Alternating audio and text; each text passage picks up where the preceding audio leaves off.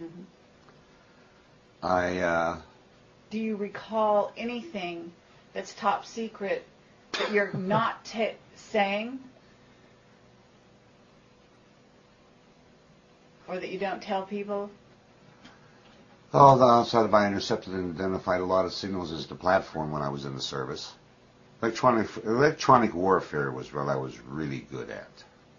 I could hear a signal across the room and tell you what it was, and if I knew what part of the country it was in, I could probably tell you what platform it was on.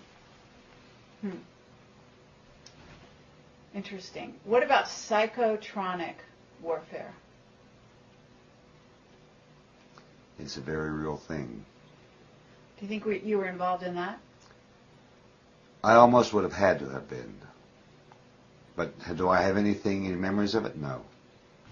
But you think you're knowledgeable about it? I'd say I was knowledgeable about it. Oh, yes. Okay. When you heard Duncan's story, does it trigger something in you? At times it will.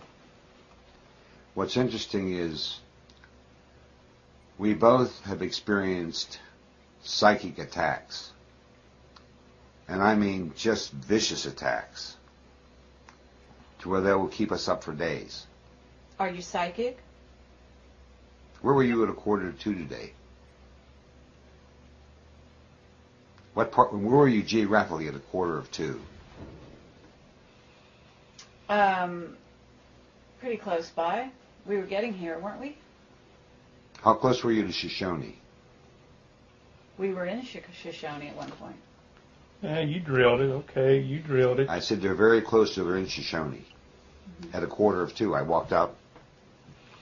So you're saying, have you studied remote viewing? No. To your knowledge, have you studied it? No. And is it frustrating to you not to know what happened to you? No. It's not. And let me tell you why it's not. I believe that those memories will be revealed when the proper time comes to me. Or if I dig enough.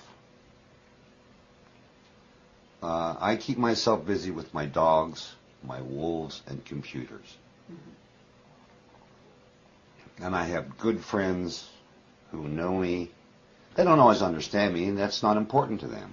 You know, you have memories that you shared, but you don't know what they were. They were surrounded Vietnam and anything else besides Vietnam? St. Thomas. St. Thomas. St. Thomas. We had to go down to St. Thomas on business.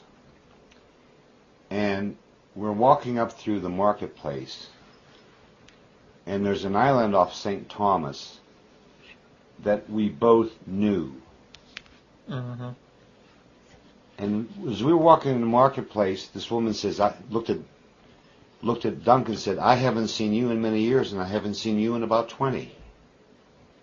Wow. So that you were both recognized? Yes, yeah. By more than one person. Wow. And that, we talked about it. And I had no conscious recollection of any of these people. And we looked at this island, and I said, on the other side of that is a training base. Mm-hmm. And there was. And there was. What military occupies? We're not sure. We're not sure. Oh, really? Honestly, I don't think it was standardized military. No, it was. My best guess would be that there is a group within the military that engages totally in psychological warfare, psy-warfare. St. Thomas, you don't know what kind of military or black projects are going on there now. No, but I have noticed that I've been in battlefields in many parts of the world. And I can walk across those battlefields and I can experience and hear in my mind what it was like. It was pointed out to me when a friend and I were walking Pickett's Charge at Gettysburg. And I looked at Len, and Leonard looked at me, and we were both crying because it was so... War is such a pitiful thing, caused by bankers to enrich companies and themselves. There's never been one logical reason for a war. Not one. And the war on terrorism, to me, is a farce. It's about controlling this country and setting it up for the New World Order. You're an electronics expert. Do you think you're being watched or tapped into? There's no doubt in my mind. And you know what? I really don't care. Do you find yourself knowing things you didn't know you knew in terms of electronics? Yeah. I would like to understand all that I know.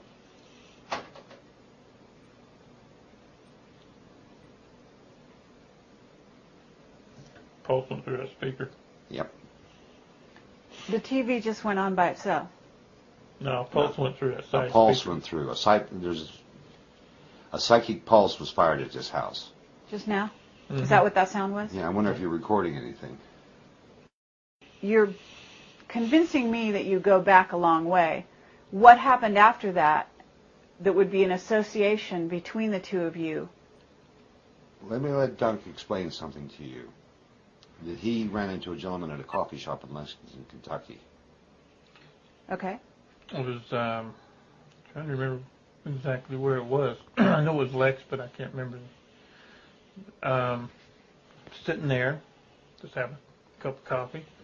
Guy comes up in a suit, sits down, and he looked at the tattoo, and he said, "Is that a military tattoo?" And I said, "No, that's my own little design, like I always say." And he said, "Well, I spent some time in the Navy." And I said, "Well, good. You ever hear of Dave Corso?" And he backs up and says, "Dave Corso. You know Dave Corso?" And I said, "Yes, sir, I do." And the guy just gets up and walks off. Come on, you're psychic. What was your impression? He was scared.